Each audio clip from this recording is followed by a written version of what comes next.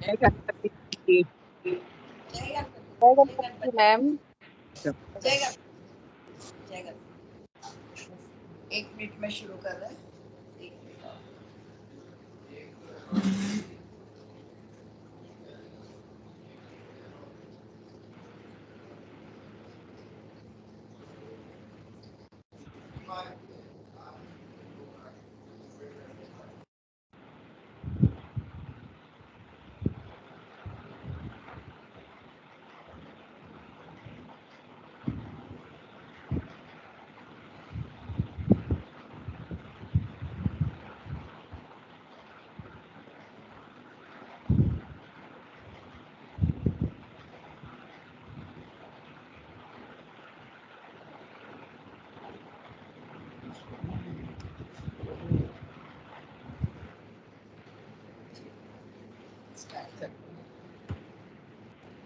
काफी लोग जुड़ गए तो और जुड़ते रहेंगे। चलिए, सबको नमस्कार। सभी शिव भक्तों को मेरा नमस्कार, साधुवाद। अब मैं आज का शिव पुराण पाठ का शुभारंभ करने जा रही हूँ। सबसे पहले मैं श्रीमती नीला दानी जी को अनुरोध करती हूँ कि वो आए और श्रीमती नीना दानी जी है गणेश वंदना स्टार्ट कर। जय गणपति जी। जय गणपति।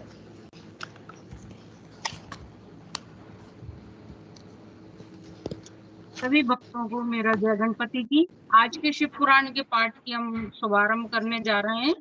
सबसे पहले मैं गणेश वंदना प्रस्तुत करती हूँ। नमामि ते गजाननम् अनन्तमोददायकम्।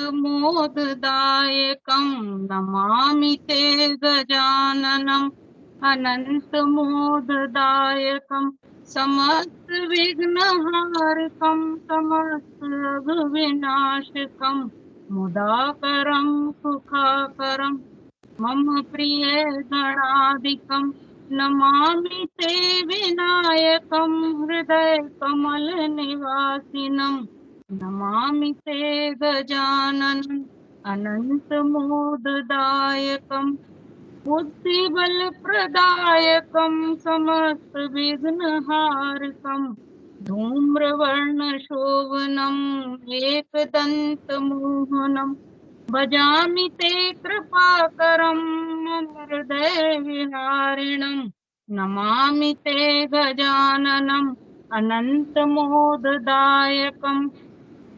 गजवदन शोभितं मोदकं सदा प्रियम् वक्रतुण्डधारकं कृष्णपिच्चमोहनं विकटरूपधारिणं देववृन्दवन्दितं स्मरामि विघ्नहारिकं मम बन्धमोचकं नमामि ते गजाननम् अनन्तमोददायकं नमामि ते गजाननम् नमामि ते गजाननम्।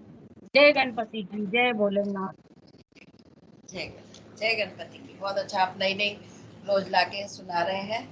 और आज के हमारे दोनों ही वक्ता बहुत अच्छे, बहुत आनंद आने वाला है आज आपको शिव पुराण में। तो मैं श्री किशोर द्विवेदी सर को आमंत्रित करती हूँ। सर, अगर आप इससे ज्यादा भी पढ़ना चाहें तो पढ़ सकते हैं, अगर आपको टाइम हो और अच्छा लगे तो, क्योंकि आप संडे को ही मिल पाते हैं हमें। बिल्कुल।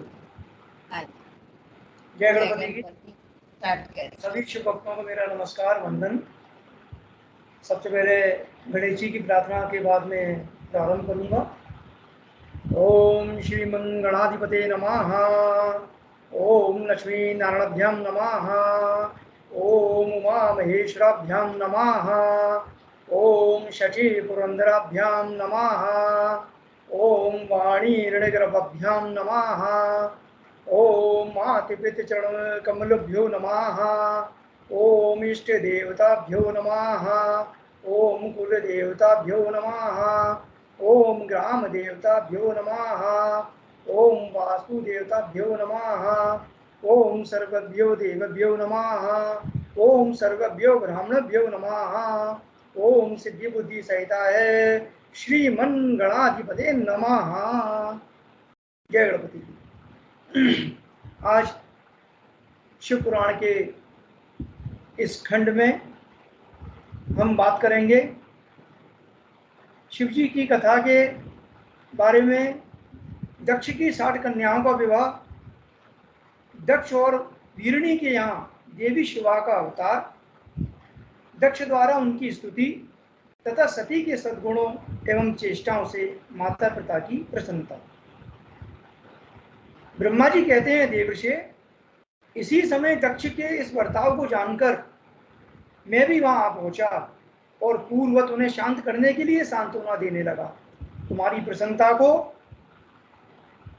देखकर, आश्वासन देकर मैं फिर अपने स्थान पर आ गया। तदंतर प्रजापति दक्ष ने मेरी अनुनय के अनुसार अपनी पत्नी के गर्भ से 60 सुंदरी कन्याओं को जन्म दिया और आलस रहित हो धर्म आदि के साथ उन सबका विवाह कर दिया। हे मुनीश्वर, मैं उसी प्रसंग को बड़े प्रेम से कह रहा हूँ, तुम सुनो। मुने, दक्ष ने अपनी 10 कन्याएं विधि पूर्वक धर्म को ब्याह दी। इस तरह कन्याएं कश्यप मुनि को दे दी और 27 कन्याओं का विवाह चंद्रमा के साथ कर दिया। चूंकि जैसा हम जानते हैं, अभी हमारी क्लास में, हमारी कक्षा में हमारे श्रोता अधिकतर ज्योतिषी हैं और आप लोगों ने नक्षत्रों के बारे में पढ़ा हुआ है, क्योंकि नक्षत्र हमारी प्रारंभिक ज्ञान है ज्योतिष का।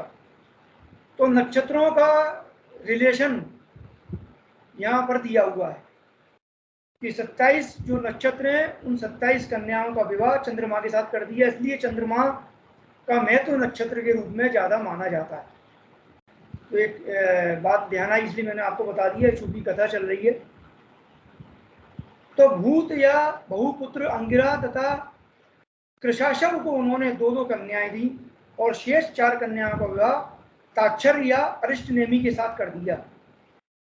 इन सबकी संतान परंपराओं से तीनों लोग भरे पड़े हैं, अतः विस्तार भय से उनका वर्णन नहीं किया जा सकता।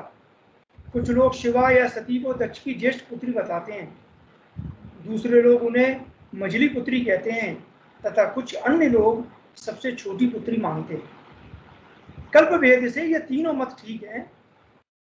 पुत्र और पुत्रियों की उत्पत्ति के पश्चात पत्नी सहित प्रजापति दक्ष ने बड़े प्रेम से मनी मन जगदम्बिका का ध्यान किया, साथ ही गदगद वाणी से प्रेम पूर्वक उनकी स्तुति भी की। बारंबार अंजलि बांध नमस्कार करके वे विनीत भाव से देवी को मस्तक झुकाते थे। इससे देवी शिवा संतुष्ट हुई और उन्होंने अपने प्रण की पूर्ति के लिए मनी मन विचार किया कि अब मैं वारिणी के गर्भ से अवतार लूं। ऐसा विचार करके वे जगदम्बा दक्ष के हृदय में निवास करने लगी। मुनि श्रेष्ठ, उसी समय दक्ष की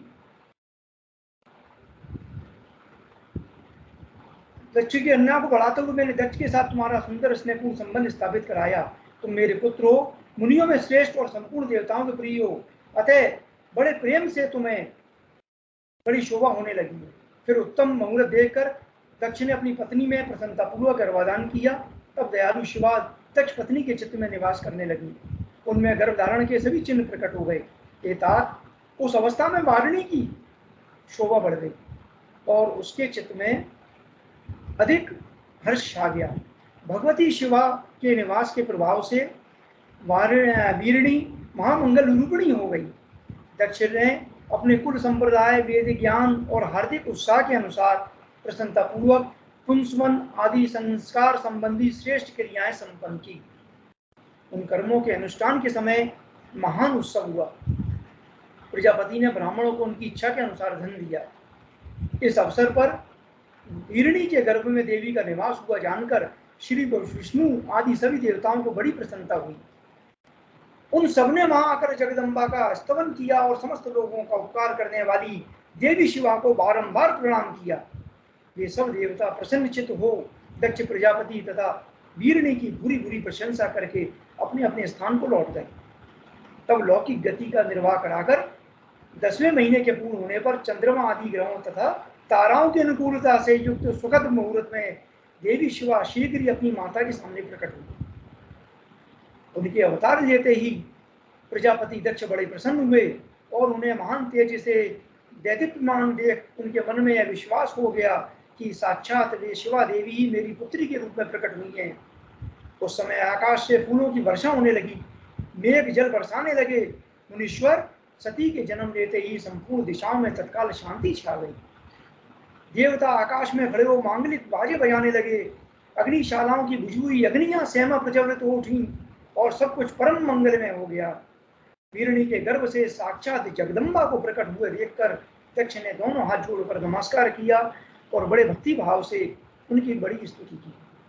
बुद्धिमान दक्ष के स्तुति करने पर जगन माता शिवा उस समय दक्ष से इस प्रकार बोली, जिससे माता वीरिणी न सुन सके। देवी बोली, प्रजापते, तुमने पहले पुत्री रूप में मुझे प्राप्त करने के लिए मेरी आराधना की थी। तुम्हारा वो मनोरथ आज सिद्ध हो गया। अब तुम उस तपस्या के द्वारा उस फल को ग्रहण करो। उस समय दक्ष से ऐसा कहकर देवी ने अपनी माया से शिशु रूप धारण कर लिया और शैशव भाव प्रकट करती हुई वे वहां रोने लगी। उस बालिका का रोदन सुनकर सभी स्त्रियां और दासियां बड़े वेग से प्रसन्नता पूर्वक वहां पहुंची। अस्किनी पुत्री का अलौकिक रूप देखकर उन सभी स्त्रियों को बड़ा हर्ष हुआ। नगर के सब लोग उस समय जय जयकार करने लगे। गीत और वादों के साथ बड़ा भारी उत्सव होने लगा। पुत्री का मनोहर मुख देखकर सबको बड़ी प्रसन्नता हुई। दक्ष ने वैदिक और कुलोचित आचार का विधि पूर्वक अनुष्ठान किया, ब्राह्मणों को दान दिया और दूसरों को भी धन बांटा। सब और यथोचित गान और नृत्य होने लगे। भांति भांति के मंगल कृत्यों के साथ बहुत से बाजे बजने लगे। उस समय दक्ष ने समस्त सद्गुणों की सत्ता से प्रशंसित होने वाली अपनी उस पुत्री का नाम प्रसन्नता पूर्वक उमा रखा। तदंतर संसार में लोगों की ओर से उसके और भी नाम प्रचलित किए गए, जो सब के सब महान मंगलदायक तथा विशेषतः समस्त दुखों को नाश करने वाले हैं। वीरणी और महात्मा दक्ष अपनी पुत्री का पालन करने लगे तथा वह शुक्ल पक्ष की चंद्रकला के समान दिन दिन बढ़ने लगी। जो श्रेष्ठ बाल्यावस्था में भी समस्त उत्तोत्तम गुणों उसमें उसी तरह प्रवेश करने लगे जैसे शुक्ल पक्ष के बाल चंद्रमा में भी समस्त मनोहारिणी कलाएं प्रविष्ट हो जाती हैं। दक्ष कन्या सती सखियों के बीच बैठी बैठी जब अपने भाव में निमग्न होती थी तब बारंबार भगवान शिव की मूर्ति को चिन्हित करके लगती थी। मंगलमयी सती जब बाल्योचित सुंदर गीत गाती तब स्थाणु हर एवं रुद्र नाम लेकर स्मर शत्रु शिव का स्मरण किया करती थी। अब आगे सती की तपस्या से संतुष्ट देवताओं का कैलाश में जाकर भगवान शिव का स्तवन करना, इस कथा का हम वाचन करेंगे। ब्रह्मा जी कहते हैं, नारद, एक दिन मैंने तुम्हारे साथ जाकर पिता के पास खड़ी हुई सती को देखा। वो तीनों लोगों की सारभूता सुंदरी थी। उसके पिता ने मुझे नमस्कार करके तुम्हारा भी सत्कार किया। यह देख लोक लीला का अनुसरण करने वाली सती ने भक्ति और प्रसन्नता के साथ मुझको और तुमको भी प्रणाम किया। नारद, तदनंतर सती की ओर देखते हुए हम और तुम दक्ष के दिए हुए शुभ आसन पर बैठ गए। तत्पश्चात मैंने उस विनयशीलता बालिका से कहा, सती, जो केवल तुम्हें ही चाहते हैं और तुम्हारे मन में भी एकमात्र जिनकी कामना है, उन्हीं सर्वज्ञ जगदीश्वर महादेव जी को तुम पति के रूप में प्राप्त करो। शुभे, जो तुम्हारे सिवा दूसरी किसी स्त्री को पत्नी के रूप में ना तो ग्रहण कर सके हैं और ना करते हैं और ना भविष्य में ही ग्रहण करेंगे, वे ही भगवान शिव तुम्हारे पति हैं। वे ही तुम्हारे योग्य हैं, दूसरे के नहीं। नारद, सती से ऐसा कहकर मैं दक्ष के घर में देर तक ठहरा रहा। फिर उनसे विदा ले मैं और तुम दोनों अपने अपने स्थान को चले आए। मेरी बात को सुनकर दक्ष को बड़ी प्रसन्नता हुई। उनकी सारी मानसिक चिंता दूर हो गई और उन्होंने अपनी पुत्री को इस परमेश्वरी समझकर गोद में उठा लिया। इस प्रकार कुमारोचित सुंदर लीला विहारों से सुशोभित होती हुई भक्त वत्सला सती, जो स्वेच्छा से मानव रूप धारण करके प्रकट हुई थी, कौमारावस्था पार कर गई। बाल अवस्था बिताकर किंचित युवावस्था को प्राप्त हुई। सती अत्यंत तेज संपन्न तथा शोभा से संपन्न हो संपूर्ण अंगों से मनोहर दिखाई देने लगी।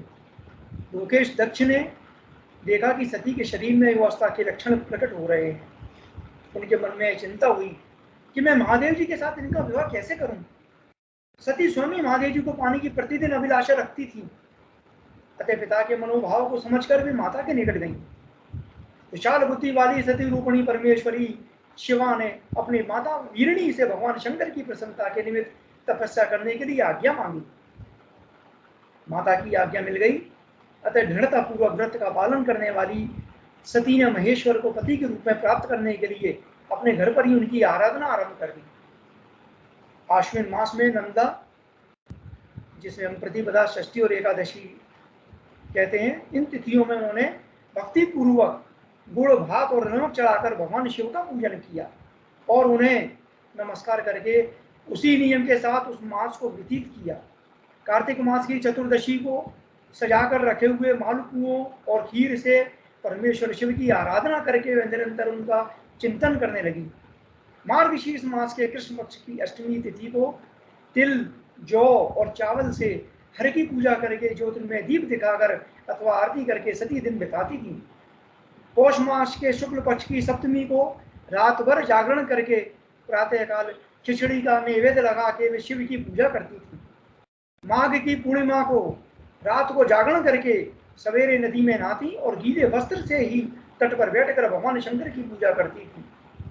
फागुन मास के कृष्ण पक्ष की चतुर्दशी तिथि को रात में जागरण करके उस रात्रि के चारों पहरों में शिव जी की विशेष पूजा करती थी और नटों द्वारा नाटक भी कराती थी। चैत्र मास के शुक्ल पक्ष की चतुर्दशी को वे दिन रात शिव का स्मरण करती हुई समय बिताती और ढाक के फूलों तथा दवनों से भगवान शिव की पूजा करती थी।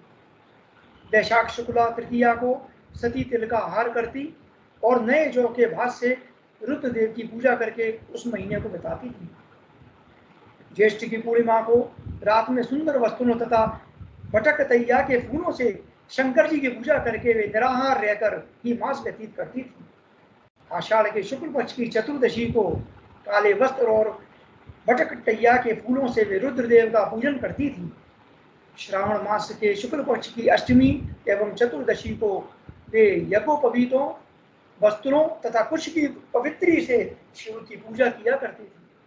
भाद्रपद के मास के कृष्ण पक्ष की त्रयोदशी तिथि को नाना प्रकार के फूलों और फलों से शिव का पूजन करके सती चतुर्दशी तिथि को केवल जल का आहार किया करती थी। भांति भांति के फलों, फूलों और उस समय उत्पन्न होने वाले अन्नों द्वारा वे शिव की पूजा करती और महीने भर अत्यंत नियमित आहार करके केवल जप में लगी रहती थी। सभी महीनों में सारे दिन सती शिव की आराधना में ही संलग्न रहती थी। अपनी इच्छा से मानव रूप धारण करने वाली वे देवी दृढ़ता पूर्वक उत्तम व्रत का पालन करती थी। इस प्रकार नंदा व्रत को पूर्ण रूप से समाप्त करके भगवान शिव में अनन्य भाव रखने वाली सती एकाग्रचित हो बड़े प्रेम से भगवान शिव का ध्यान करने लगी तथा उस ध्यान में ही निश्चल भाव से स्थित हो गई। हे मुने, इसी समय सब देवता और ऋषि भगवान विष्णु और मुझको आगे करके सती की तपस्या देखने के लिए गए।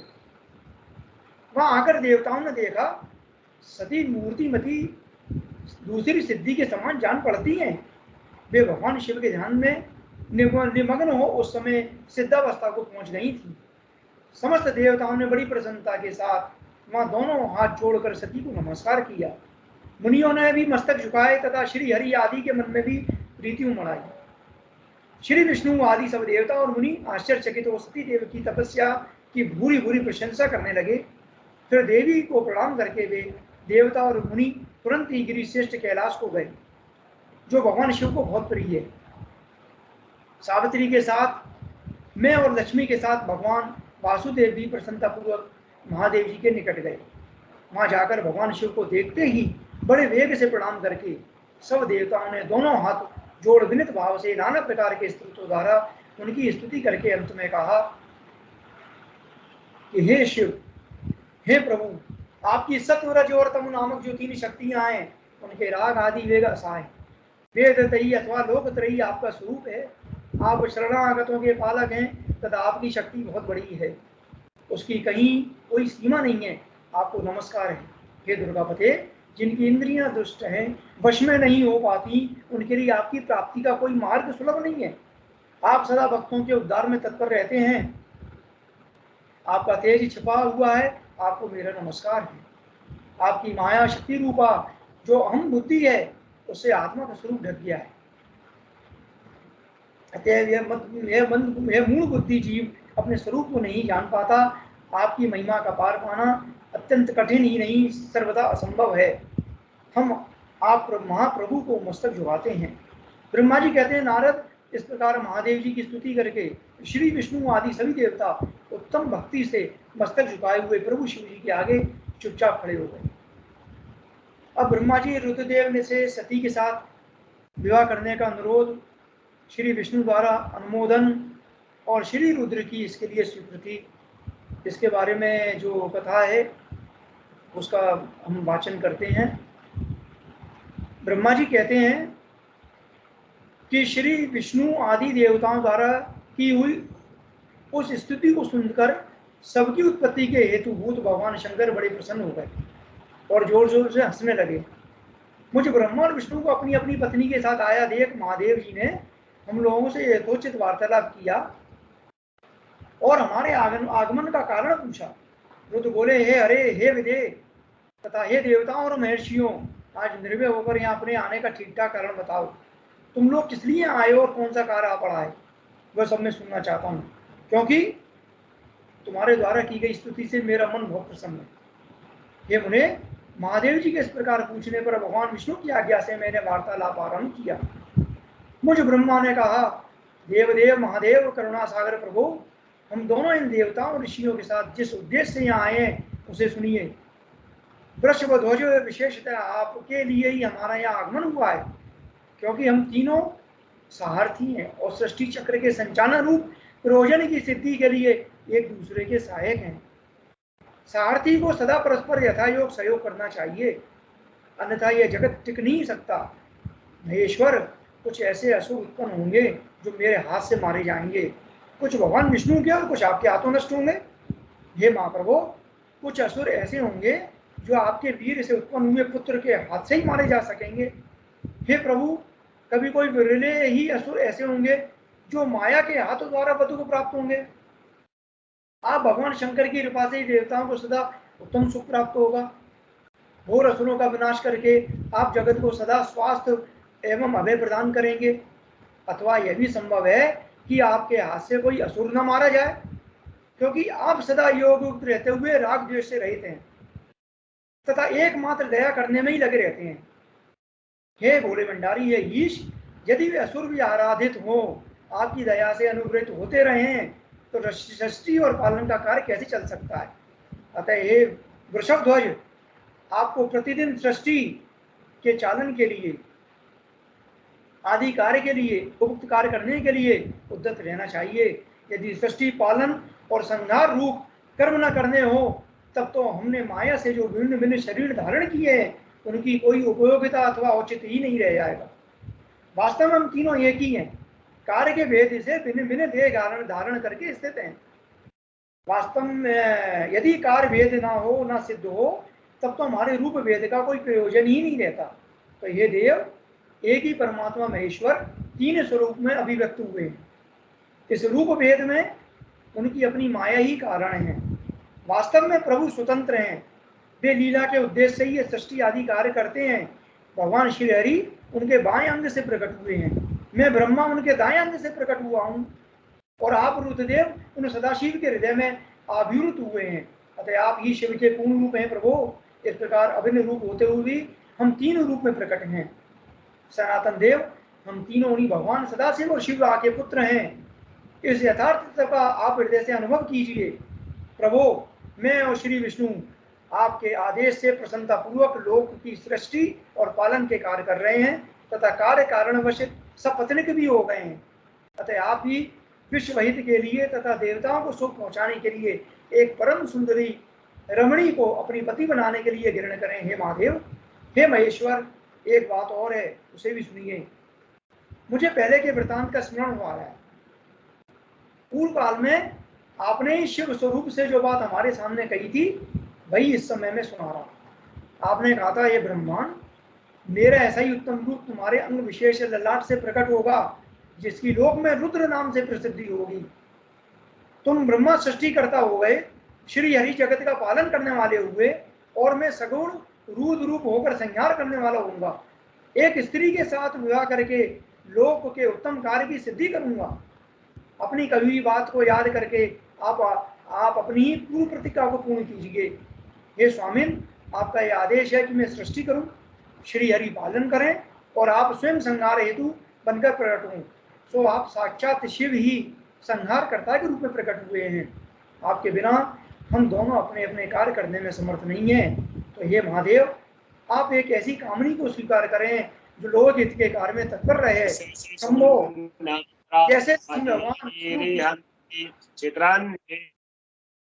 जैसे लक्ष्मी भगवान विष्णु की और सावित्री मेरी सहधर्मिणी हैं, और उसी प्रकार आप इस समय अपनी जीवन सहचरी प्राण वल्लभा को ग्रहण करें। मेरी बात सुनकर लोकेश्वर महादेव जी के मुख पर मुस्कुराहट दौड़ गई। वे श्री हरि के सामने मुझसे इस प्रकार बोले। ईश्वर ने कहा, हे ब्रह्मांड, हरे, तुम दोनों मुझे सदा ही अत्यंत प्रिय हो। तुम दोनों को देखकर मुझे बड़ा आनंद मिलता है। तुम लोग समस्त देवताओं में श्रेष्ठ तथा त्रिलोकी के स्वामी हो। लोकहित के कार्य में मन लगाए हुए हो। तुम दोनों का वचन मेरी दृष्टि में अत्यंत गौरवपूर्ण है, किंतु सुरश्रेष्ठ गण, मेरे लिए यह करना उचित नहीं होगा, क्योंकि मैं तपस्या में संलग्न रहकर सदा संसार से विरक्ति रहता हूँ, और योगी के रूप में मेरी प्रसिद्धि है। जो निर्वति के सुंदर मार्ग पर स्थित है, अपने आत्मा में ही रमण करता हूँ, आनंद मानता है, निरंजन माया से निर्लिप्त है, जिसका शरीर अवधूत दिगंबर है, जो ज्ञानी आत्मदर्शी और कामना से शून्य है, जिसके मन में कोई विकार नहीं है, जो भोगों से दूर रहता है, और जो सदा पवित्र और मंगल वेशधारी है, उसे संसार में कामनी से क्या प्रयोजन है। यह इस समय मुझे बताओ तो सही। मुझे तो सदा केवल योग में लगे रहने पर ही आनंद आता है। ज्ञानहीन पुरुष ही योग को छोड़कर भोग को अधिक महत्व देते हैं। संसार में विवाह करना पराय बंधन में बंधना है। इसे बहुत बड़ा बंधन समझना चाहिए। इसलिए मैं सत्य सत्य कहता हूँ, विवाह के लिए मेरे मन में थोड़ी सी भी अभी रुचि नहीं है। आत्मा ही अपना उत्तम धर्म या स्वार्थ है। उसका भली भांति चिंतन करने के कारण मेरी लौकिक स्वार्थ में प्रवृत्ति नहीं होती। तथापि जगत के हित के लिए तुमने जो कुछ कहा है मैं उसे करूंगा। तुम्हारे वचन को गरिष्ठ मानकर अथवा अपनी कही हुई बात को पूर्ण करने के लिए मैं अवश्य विवाह करूंगा, क्योंकि मैं सदा भक्तों के वश में रहता हूँ। परंतु मैं जैसी नारी को प्रिय पत्नी के रूप में ग्रहण करूंगा और जैसी शर्त के साथ करूंगा वो जरूर सुन लो। हे हरे ब्रह्मांड, मैं जो कुछ कहता हूँ वो सर्वदा उचित ही है। जो नारी मेरे तेज को विभाग पूर्वक ग्रहण कर सके, जो योगिनी तथा इच्छानुसार रूप धारण करने वाली हो, उसी को तुम पत्नी बनाने के लिए मुझे बताओ। जब मैं योग में तत्पर रहूं तब उसे भी योगिनी बनकर रहना होगा, और जब मैं कामासक्त हूं तब उसे भी कामनी के रूप में मेरे पास रहना होगा। वेद वेता विद्वान जिन्हें अविनाशी बतलाते हैं, उन ज्योति स्वरूप सनातन शिव का मैं सदा चिंतन करता हूँ और करता रहूंगा। हे ब्रह्मांड, उन सदाशिव के चिंतन में जब मैं न लगा हूं, और तभी उस भामिनी के साथ में समागम कर सकता हूँ। जो मेरे शिव चिंतन में विघ्न डालने वाली होगी वो जीवित नहीं रह सकती, उसे अपने जीवन से हाथ धोना पड़ेगा। तुम विष्णु और मैं तीनों ही ब्रह्म स्वरूप शिव के अंशभूत हैं। अतः ये महाभागण हमारे लिए उनका निरंतर चिंतन करना ही उचित है। कमलासन, उनके चिंतन के लिए मैं बिना विवाह के रह लूंगा, किंतु उनका चिंतन छोड़कर विवाह नहीं करूंगा। अतः तुम मुझे ऐसी पत्नी प्रदान करो जो सदा मेरे कर्म के अनुकूल चल सके। ब्रह्मांड, उसमें भी मेरी एक और शर्त है, वो भी सुन लो। यदि तुम उस स्त्री का मुझ पर और मेरे वचन पर अविश्वास होगा तो मैं उसे तुरंत ही त्याग दूंगा। उनकी बात सुनकर मैंने और श्री हरि ने मंद मुस्कान के साथ मनी मन यह सोचा और विचार किया। इस बात का प्रसन्नता पूर्वक अनुभव किया। फिर मैं विनम्र होकर बोला, हे नाथ महेश्वर प्रभु, आपने जैसी नारी की खोज आरंभ की है, वैसी स्त्री के विषय में मैं आपको प्रसन्नता पूर्वक कह रहा हूँ। साक्षात सदाशिव की धर्म पत्नी जो उमा है, वे ही जगत का कार्य सिद्ध करने के लिए भिन्न भिन्न रूप में प्रकट हुई है। हे प्रभु, सरस्वती और लक्ष्मी ये दो रूप धारण करके वे पहले ही यहाँ पर आ चुकी हैं। इनमें लक्ष्मी तो श्री विष्णु की प्राण वल्लभा हो गई, और सरस्वती मेरी अब हमारे लिए तीसरा रूप धारण करके प्रकट हुई है। तो हे प्रभु, लोक हित का कार्य करने की इच्छा वाली देवी शिवाध्यक्ष पुत्री के रूप में अवतीर्ण हुई है। उनका नाम सती है। सती ऐसी भार्या हो सकती हैं जो सदा आपके लिए हित कारिणी हो। हे देवेश, माँ तेजस्वनी सती आपके लिए आपके पति रूप में प्राप्त करने के लिए दृढ़ता पूर्वक कठोर व्रत का पालन करती हुई तपस्या कर रही हैं। हे महेश्वर, आप उन्हें वर देने के लिए जाइए, कृपा कीजिए और बड़ी प्रसन्नता के साथ उन्हें उनकी तपस्या के अनुरूप वर देकर उनके साथ विवाह कीजिए। हे शंकर, भगवान विष्णु की मेरी तथा इन संपूर्ण देवताओं की यही इच्छा है। आप अपनी शुभ दृष्टि से हमारी इस इच्छा को पूर्ण कीजिए, जिससे हम आदर पूर्वक इस उत्सव को देख सकें। ऐसा होने से तीनों लोगों में सुख देने वाला परम मंगल होगा और सबकी सारी चिंता मिट जाएंगी, इसमें संशय नहीं है। तदंतर मेरी बात समाप्त होने पर लीला वगैरह धारण करने वाले भक्त वत्सल महेश्वर से मधुसूदन अच्युत ने इसी का समर्थन किया। तब भक्त वत्सल भगवान शिव ने हंसकर कहा, बहुत अच्छा, ऐसा ही होगा। उनके ऐसा कहने पर हम दोनों उनसे आज्ञा ले अपनी पत्नी तथा देवताओं और मुनियों के साथ अत्यंत प्रसन्न होकर अपने अभीष्ट स्थान को चले गए। जय शिव शंकर, जय भोलेनाथ, जय महादेव। बहुत अच्छा सर, बहुत अच्छा, स्पीचलेस। आप आनंद आ गया आज तो। बस ये कि आप संडे को ही आ पाते हैं नहीं तो और भी हम आपसे सुनते। अब मैं आपका धन्यवाद करती हूँ। और संजीव वशीर जी हैं तो वो शिव मानस पूजा करना चाहेंगे, तो अगर हैं उनको कोई प्रॉब्लम ना हो तो। संजीव वशीर जी। जी जी जी जी हाँ सॉरी, स्टार्टिंग में बोल नहीं पाई एकदम, वो सर को जल्दी जाना था तो मुझे बस वही था कि सर को जाना है, इस चक्कर में मैं बोली चलिए करिए, कोई बात नहीं, अब कर लेते। कोई बात। ओम नमः शिवाय। रत्नै कल्पितमातनं हिमजले स्नानं च दिव्याम्बरं नानारत्नविभूषितं मृगमदा नवदाङ्कितं चन्दनं जाति चम्पकबिल्वपत्ररचितं पुष्पं च धूपं तथा दीपं देवदयानिधे पशुपते विकल्पितं गृह्यताम्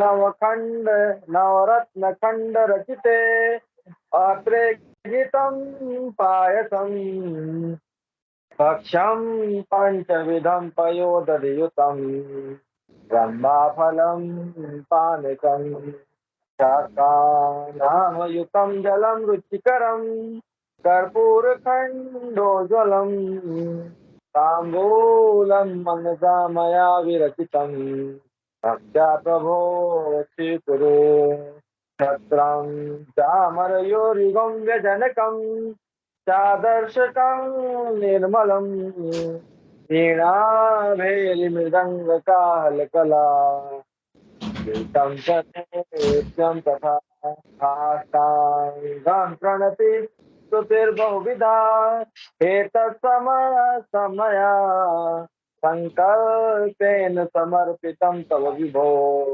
पूजां ग्रहण प्रभो आत्मा त्वं गिरिजामते सहचरा प्राणा शरीरं गृहं पूजा ते विषयोपभोगरचना निद्रा समाधि स्थितिः पञ्चारः पदयो प्रदक्षिण विधि स्तोत्राणि सर्वा गिरो यद्यत् कर्म करोमि तत्तदखिलं शम्भो तवाराधनं करचरणकृतं वा कायजं कर्मजं वा श्रवणनयनजं वा मानसं वापराधं विहितं वा सर्वमेतत् क्षमस्व जय जय करुणाब्दे श्री महादेव शंभो जय जय करुणाब्दे श्री महादेव शंभो जय जय करुणाब्दे श्री महादेव शंभो ओम नमः शिवाय।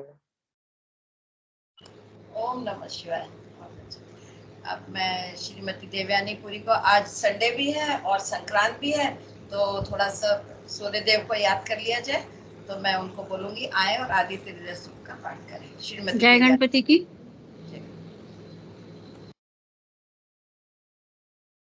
आदित्य स्तोत्र का पाठ शुरू करें।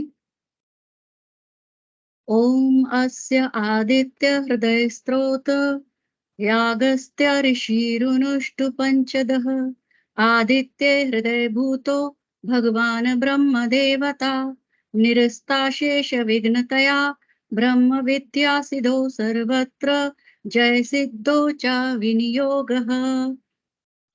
नमः सवित्रे जगतेक चक्षुषे जगत प्रसूति स्थिति नाश हेतवे त्रयीमाय त्रिगुणात्म धारिणी विरिज्य नारायण शंकरात्मने ततयुद्ध परिश्रान्तं समरे चिन्तया स्थितं रावणं चाग्रतो दृष्ट्वा युद्धाय समुपस्थितं देवतैश्च समागम्य दृष्टभ्यो गतो रणम् उपागम्य बव्रीधामम् अगस्त्यो भगवान् ऋषिः राम राम महाबाहो शृणुगयं सनातनम् येन सर्वा नरीन् वत्स समरे विजयिष्यसि आदित्य हृदयं पुण्यं सर्वशत्रुविनाशनम् जयावहं जपे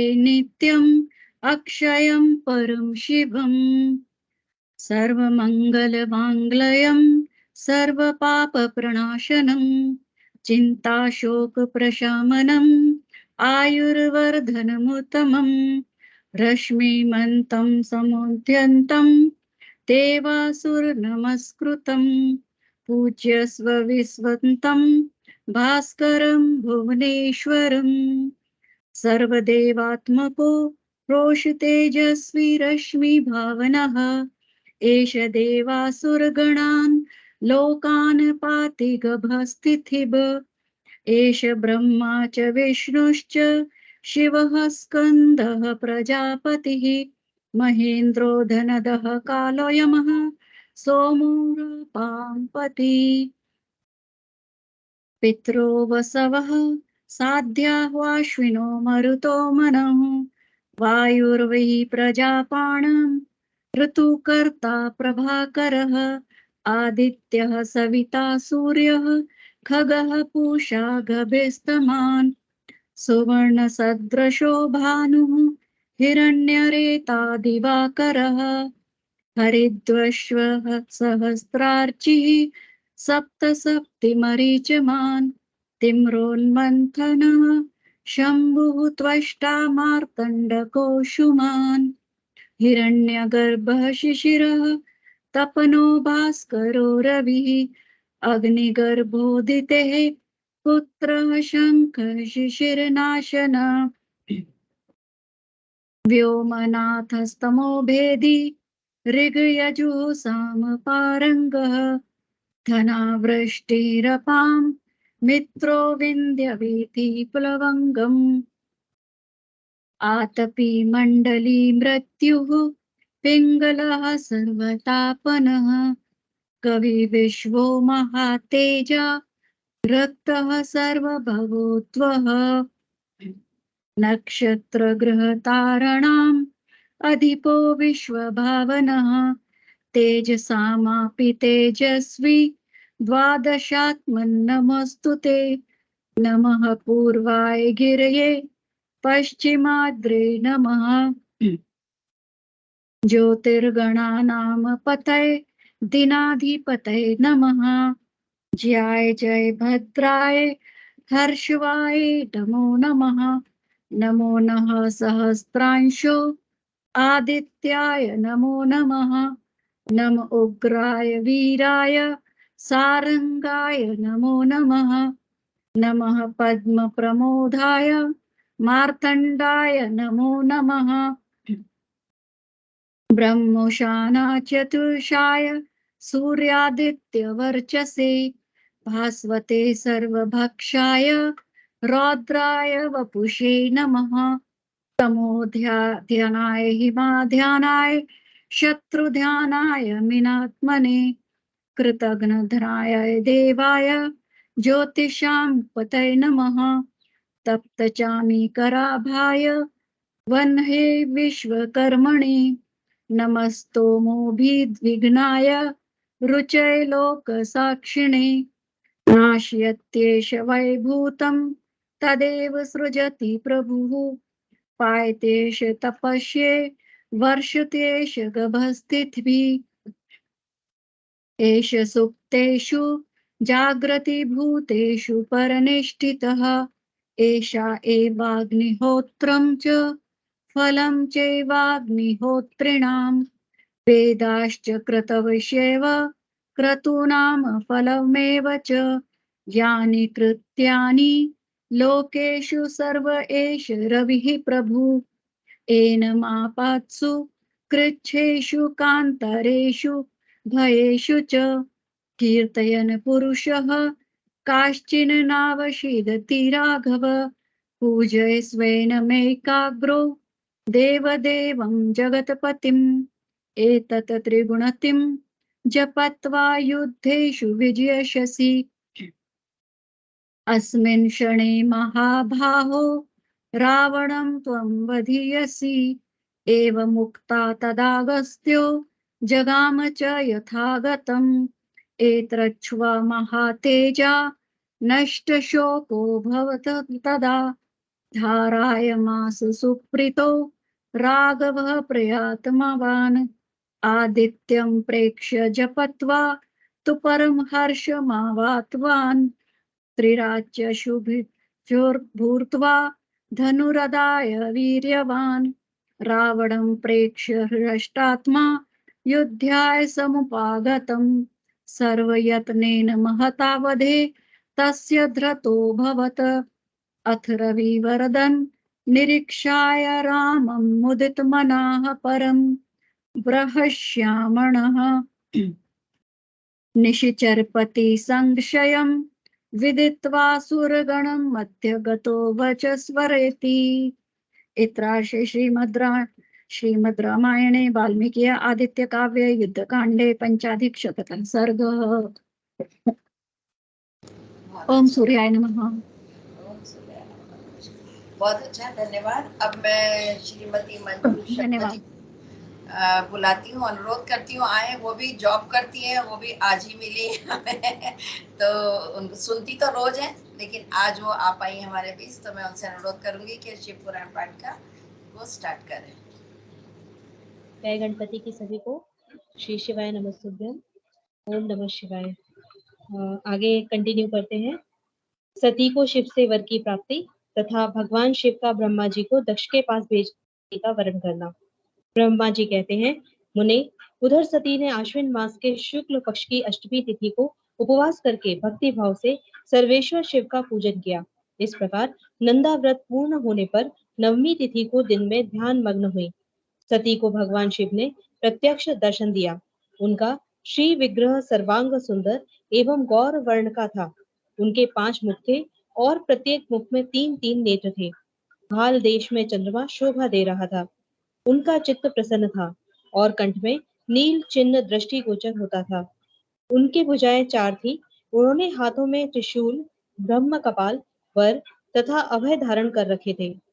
भस्ममय अंग राग से उनका सारा शरीर उद्वासित हो रहा था। गंगा जी उनके मस्तक की शोभा बढ़ा रही थी। उनके सभी अंग बड़े मनोहर थे। वे महान लावण्य के धाम जान पड़ते थे। उनके मुख करोड़ों चंद्रमाओं के समान प्रकाशमान एवं आयात जनक थे। उनकी अंग कांति करोड़ों कामदेवों को तिरस्कृत कर रही थी तथा उनकी आकृति स्त्रियों के लिए सर्वथा ही प्रिय थी। सती ने ऐसे सौंदर्य माधुर्य से युक्त प्रभु महादेव जी को प्रत्यक्ष देखकर उनके चरणों की वंदना की। उस समय उनका मुख लज्जा से झुका हुआ था। तपस्या पुंज का फल प्रदान करने वाले महादेव जी उन्हीं के लिए कठोर व्रत धारण करने वाली सती को पत्नी बनाने के लिए प्राप्त करने की इच्छा रखते हुए भी उनसे इस प्रकार बोले। महादेव जी ने कहा, उत्तम व्रत का पालन करने वाली दक्ष नंदिनी, मैं तुम्हारे इस व्रत से बहुत प्रसन्न हूँ, इसलिए कोई वर मांगो। तुम्हारे मन को जो अभिष्ट होगा वही वर मैं तुम्हें दूंगा। ब्रह्मा जी कहते हैं, मुने, जगदीश्वर महादेव जी यद्यपि सती के मनोभाव को जानते थे तो भी उनकी बात सुनने के लिए बोले, कोई वर मांगो। परंतु सती लज्जा के अधीन हो गई थी, इसलिए उनके हृदय में जो बात थी उसे वे स्पष्ट शब्दों में न कह सकी। उनका जो अभिष्ट मनोरथ था वह लज्जा से आच्छादित हो गया। प्राण वल्लभ शिव का प्रिय वचन सुनकर सती अत्यंत प्रेम में मग्न हो गई। इस बात को जानकर भक्त वत्सल भगवान शंकर बड़े प्रसन्न हुए।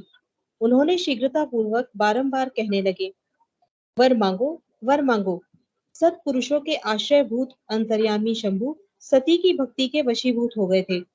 तब सती ने अपनी लज्जा को रोककर महादेव जी से कहा, वर देने वाले प्रभु, मुझे मेरी इच्छा के अनुसार ऐसा वर दीजिए जो टल न सके। भक्त वत्सल भगवान शंकर ने देखा सती अपनी बात पूरी नहीं कह पा रही हैं। तब वे स्वयं ही उनसे बोले, देवी, तुम मेरी भार्या हो जाओ। अपने अभिष्ट फल को प्रकट करने वाले उनके इस वचन को सुनकर आनंद मग्न हुई सती चुपचाप खड़ी रह गई, क्योंकि वे मनोवांछित वर पा चुकी थी। फिर दक्ष कन्या प्रसन्न हो दोनों हाथ जोड़ मस्तक झुका भक्त वत्सल शिव से बारंबार कहने लगी।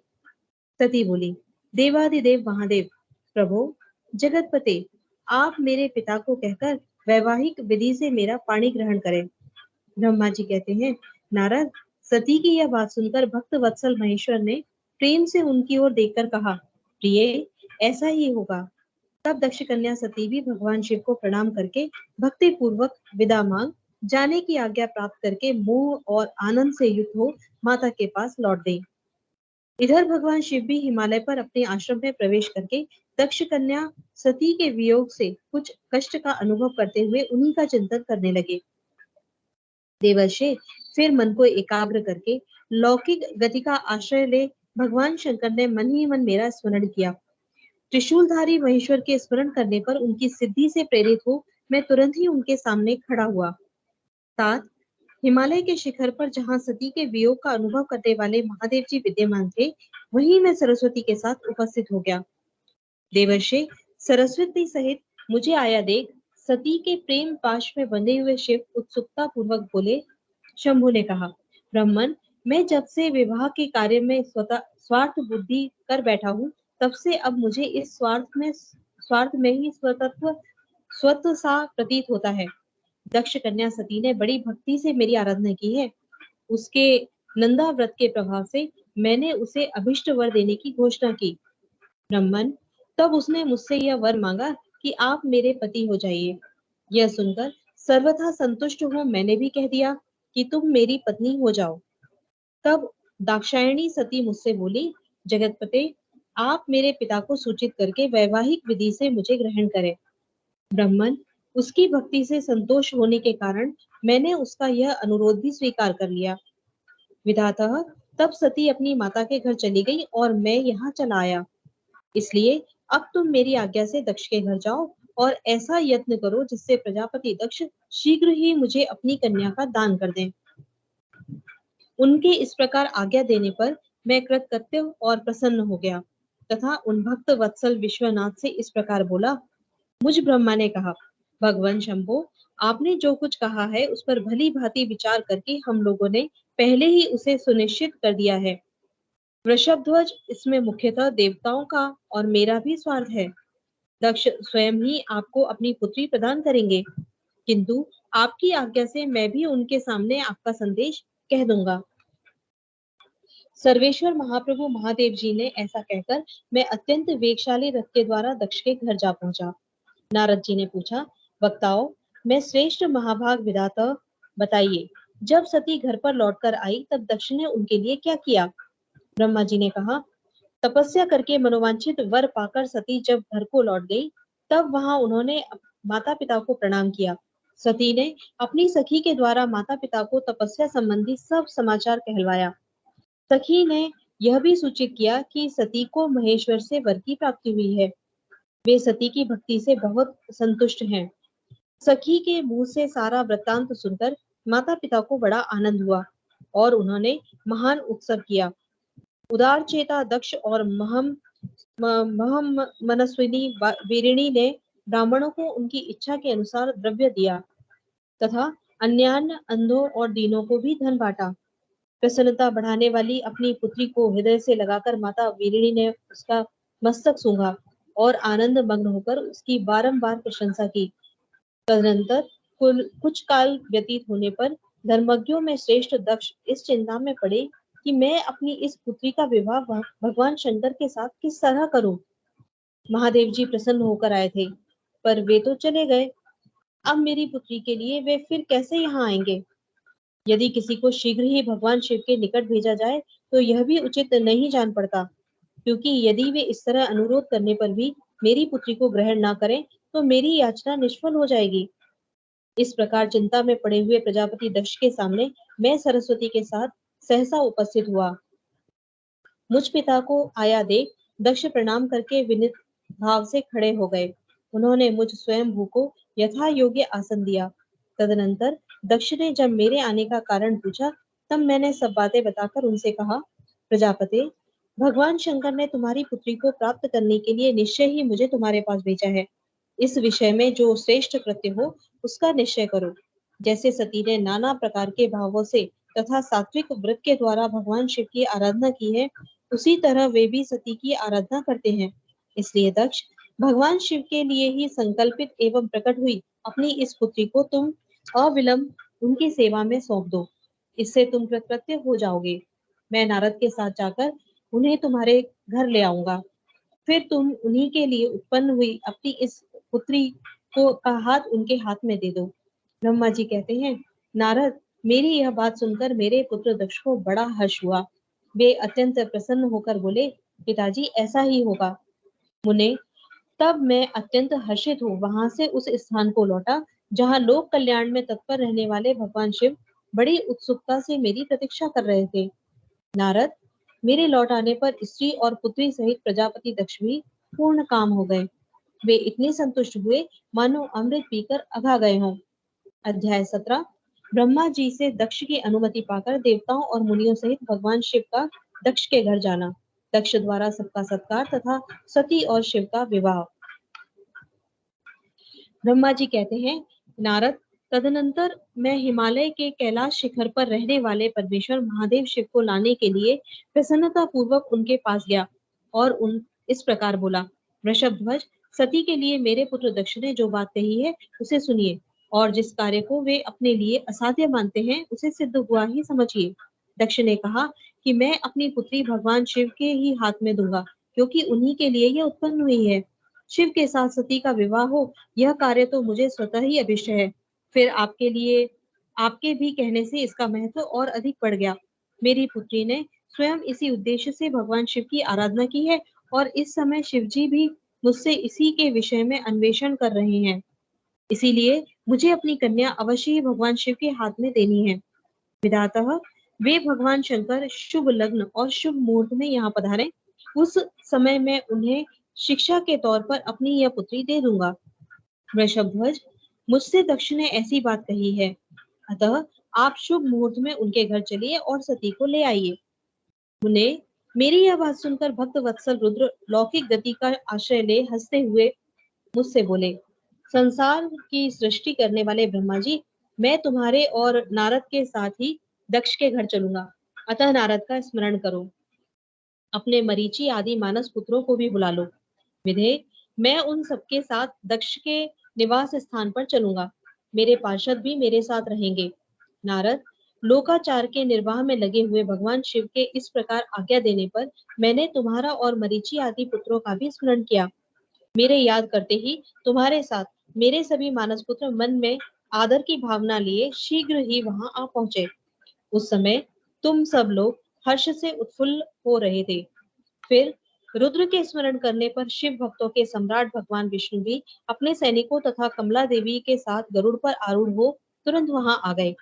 तदनंतर चैत्र मास के शुक्ल पक्ष की त्रयोदशी तिथि में रविवार को पूर्वा फाल्गुनी नक्षत्र में मुझ ब्रह्मा और विष्णु आदि समस्त देवताओं के साथ महेश्वर ने विवाह के लिए यात्रा की। मार्ग में उन देवताओं और ऋषियों के साथ यात्रा करते हुए भगवान शंकर बड़ी शोभा पा रहे थे।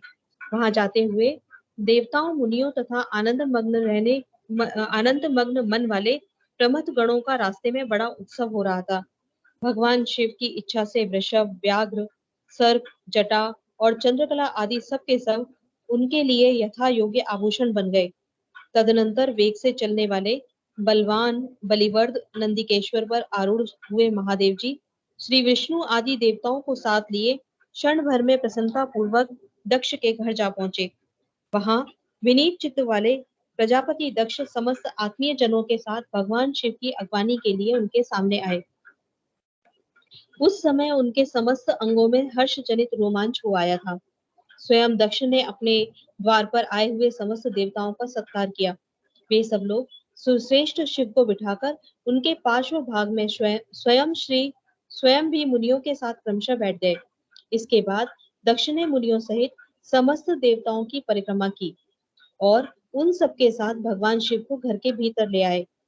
उस समय दक्ष के मन में बड़ी प्रसन्नता थी। उन्होंने सर्वेश्वर शिव को उत्तम आसन देकर स्वयं ही विधि पूर्वक उनका पूजन किया। तत्पश्चात श्री विष्णु का, मेरा, ब्राह्मणों का, देवताओं का और समस्त शिव गणों का भी यथोचित विधि से उत्तम भक्ति भाव के साथ पूजन किया। इस प्रकार पूजनीय पुरुषों तथा अन्य लोगों सहित उन सबका यथोचित आदर सत्कार करके दक्ष ने मेरे मानस पुत्र मरीचि आदि मुनियों के साथ आवश्यक सलाह की। इसके बाद मेरे पुत्र दक्ष ने मुझ पिता से मेरे चरणों में प्रणाम करके प्रसन्नता पूर्वक कहा, प्रभु, आप ही वैवाहिक कार्य कराएं। तब मैं भी हर्ष भरे हृदय से बहुत अच्छा कहकर उठा और वह सारा कार्य कराने लगा। तदनंतर ग्रहों के बल से युक्त शुभ लग्न और मुहूर्त में दक्ष ने हर्ष पूर्वक अपनी पुत्री सती का हाथ भगवान शंकर के हाथ में दे दिया। उस समय हर्ष से भरे हुए भगवान वृषभध्वज ने भी वैवाहिक विधि से सुंदरी दक्ष कन्या का पाणी ग्रहण किया। फिर मैंने, श्री हरि ने, तुम तथा अन्य मुनियों ने, देवताओं और प्रमथ गणों ने भगवान शिव को प्रणाम किया और सबने नाना प्रकार की स्तुतियों द्वारा उन्हें संतुष्ट किया। उस समय नाच गान के साथ महान उत्सव मनाया गया। समस्त देवताओं और मुनियों को बड़ा आनंद प्राप्त हुआ। भगवान शिव के लिए कन्यादान करके मेरे पुत्र दक्ष कृतार्थ हो गए। शिवा और शिव प्रसन्न हुए तथा सारा संसार मंगल का निकेतन बन गया। बोलो श्री भगवान भोलेनाथ की जय। ओम नमः शिवाय। श्री शिवाय नमस्तुभ्यम। Thank you so much Alka madam. बहुत अच्छा, बहुत अच्छा। बीच में भी टाइम निकालिए एक आध दिन और सुना दीजिए। बहुत आनंददायक। जी धन्यवाद, एक्चुअली बहुत बहुत। हाँ बोलिए। थैंक यू आपके लिए। आपकी कृपा से, आपके शुभ सोच की वजह से आज मैंने पहली बार शिव पुराण पढ़ी है। नहीं, पर मेरी फर्स्ट टाइम। पिछली भोले बाबा की देखिए, अभी आप ज्वाइन नहीं हो पा रहे थे, जैसे ही मैंने कहा भोले बाबा कृपा करेंगे और आप ज्वाइन हो गए, है ना? तो बस 10 सब मिनट उसकी सच में मैं 10 मिनट बहुत टेंशन में थी। मैंने कहा पता नहीं क्या हो रहा है, मैं रोज उसको लॉग इन करती हूँ और आज नहीं हो रहा, क्या प्रॉब्लम है। तो आप दिख रहे थे टेंशन में, मैंने कहा था नहीं आपको टाइम है, आप आराम से आइए, कोई बात तो नहीं। तभी तो मैंने पढ़ने के बाद फिर थैंक यू बोला। मैंने कहा पहले ये पढ़ लूं मैं। और सभी लोगों का बहुत बहुत धन्यवाद और सभी लोगों के लिए बहुत बहुत शुभकामनाएं। जो हमारी गुरु माँ अलका मैडम, मैं तो बड़ी बहन मानती हूँ। गुरु बहन है हमारी, तो सच में दिल से बहुत सारी दुआएं, शब्दों में नहीं कह सकती। ठीक है, तो अभी आपके पास 10 मिनट बचे हैं। हाँ बस नेक्स्ट क्लास संडे को कर लेंगे, है ना? क्लास का टाइम हो रहा है इसीलिए मैं फिर रुक गई। नेक्स्ट संडे करते हैं। जी बिल्कुल, कोई नहीं, नेक्स्ट संडे मैं पढ़ने के लिए भी तैयार हूँ। ठीक ठीक है, रखूंगी, आपका नेक्स्ट संडे को भी रखूंगी। जी जी, आप कंटिन्यू करिए।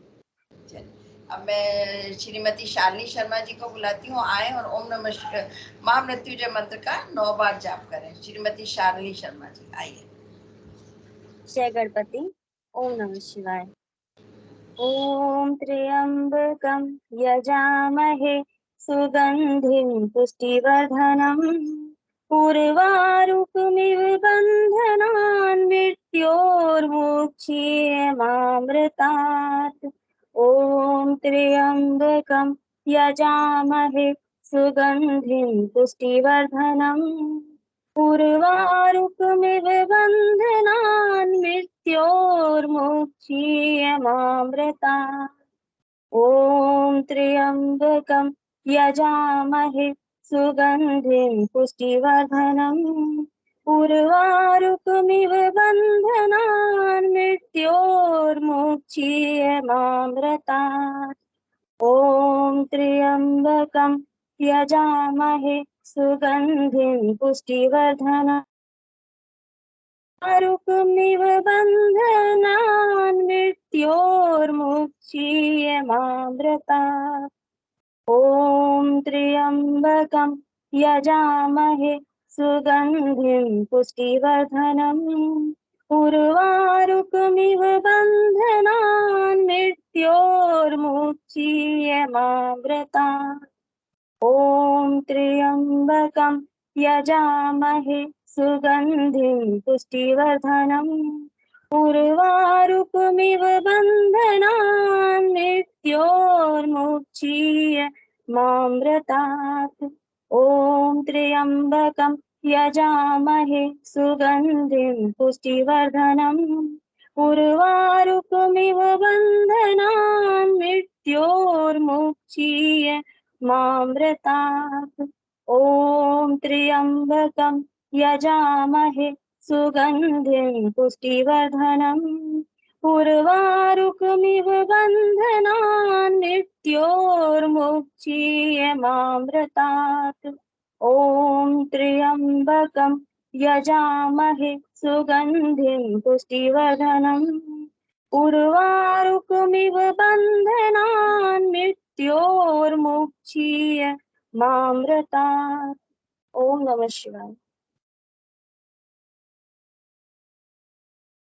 आनंद आ जाता है सुन के, कितनी अच्छी अच्छी आवाज है सबकी।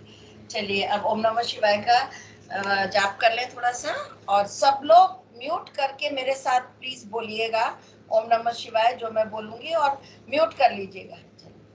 गाओ गाओ मिलकर गाओ, भाव से गाओ, प्रेम से गाओ, सब मिलकर बोले यार हरि ओम नमः शिवाय। सब मिलकर बोले यार हरि ओम नमः शिवाय।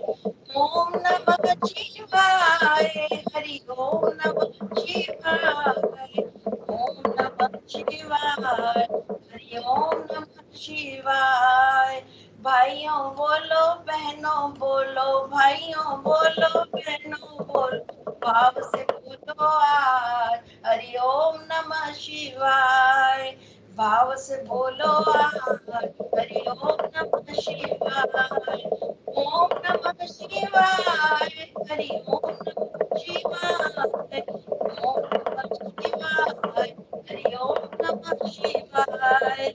बाल में शोभे चंदा बोले, बाल में शोभे चंदा बोले, जटा में बहती गंगा बोले, जटा में बहती गंगा बोले, संग में बैठी गिरजा बोले, संग में बैठी गिरजा बोले, कुंडल बोले कमंडल बोले, सब मिलकर बोले आज हरि ओम नमः शिवाय। सब मिलकर बोले आज हरि ओम नमः शिवाय।